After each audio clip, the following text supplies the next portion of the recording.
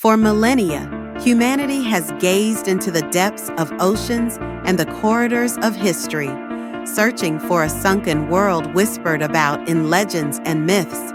A utopian island, blessed with unimaginable wealth and technological prowess, lost to the sea in a single cataclysmic day and night. This is the legend of Atlantis, a name that has echoed through time, from ancient philosophers to modern-day archaeologists, conspiracy theorists, and dreamers alike. But what if Atlantis was more than just a myth? What if behind the allegory lies a true story, buried under centuries of sediment, skepticism, and forgotten memory? In this journey, we will dive into the origins of the Atlantis story, explore shocking archaeological discoveries, unravel ancient texts, decode esoteric maps, and weigh the evidence of those who claim to have found the lost continent. Is Atlantis a cautionary tale, a misunderstood record of a real catastrophe, or a deliberate cover-up of a vanished civilization? Join us as we uncover the mysteries of Atlantis, and you may never look at history the same way again. The tale begins over 2,000 years ago in the writings of the Greek philosopher Plato. In two dialogues, Timaeus and Critias, Plato recounts a story passed down from Solon, an Athenian lawmaker who, during a visit to Egypt, was told of an island civilization that existed 9,000 years before his time. The Atlanteans, Plato wrote, lived on a massive island beyond the Pillars of Heracles, what we now call the Strait of Gibraltar. Atlantis was a maritime power, rich in resources, adorned with temples, and built with concentric rings of land and water.